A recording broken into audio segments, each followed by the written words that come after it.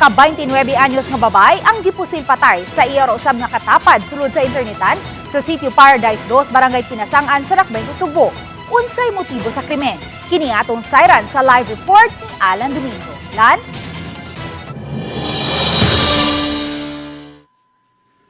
May nagpaninggit karon og hustisya ang pamilya sa 29 anyos nga babaeng gipusil patay sulod sa usa ka internetan sa sitio Paradise 2, Barangay Kinasangan, Cebu City. Naglingkod pa sa bangko atubangan sa computer nga gigamit ang biktima nga si Jassery Apostol kinsa nakabsan sa iyang kinabuhi. Kini human gipusil sa usa ka lalaking tapad dinhi sulod sa Pisonet sa sitio Paradise 2, Barangay Kinasangan pasado alas 3 kaganinang kadlawon. Matod sa tag-iya sa internetan, nga alas 2 sa kadlawon misulod ang biktima kinsa giingong nagduwa og online game. Mauna lang ang iya nadungga ng usa ka buto sa armas ug sa pagsusi niya nagkadugo na ang biktima kinsa adunay samad sa iyang tampihak sa ulo. Aduna matod pa'y laing mga tao nga naggamit sa internet ni atong higayuna nga nanagan na usab gumikan sa hitabo. Dunay kuha sa CCTV sa internetan apan wauna motugot ang kapulisan nga ipagawas kini sa media. Panasayran nga nakuhaan ang suspek dihang migawas ug nagbitbit na og armas dayon sibat. Adunay duha ka mga anak nga gagmay pa ang biktima nga iyang nailo. Ang nadunggan ako nga dunay ni sagit nga ayaw anin dayong buto. Moto ni gawas ko. Pag gawas na ko, wala na sila naghayang ng kipusil diri. Nagipukaw ko sa tanod ang ng malo. Kaya ako kunong bata ang gipusil. Abi man ako lalaki. Kaya naabi ako yung mga anak sa lalaki nga magtrabaho sa dugay kay mauli.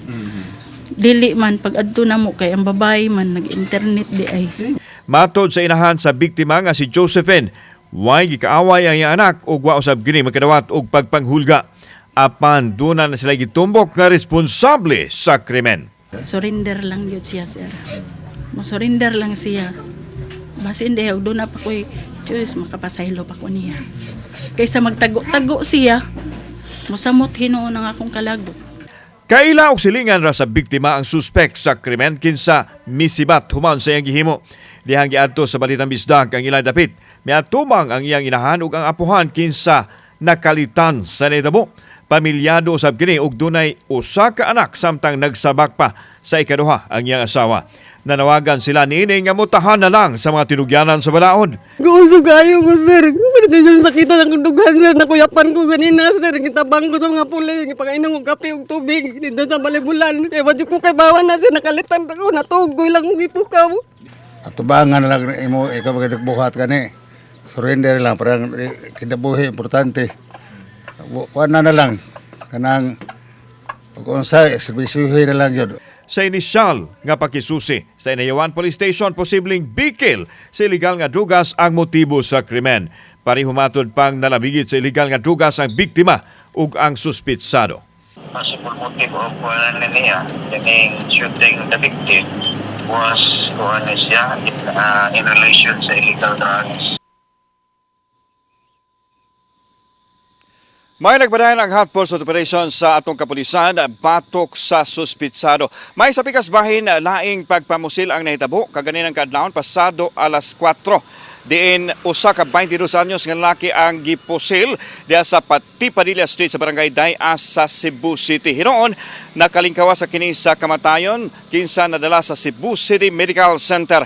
May usas mga gitan-aw nga motibo sa nasong pagpamusil. May kalamgitan gihapon sa illegal nga drugas. May. Daghang salamat, Alan Domingo.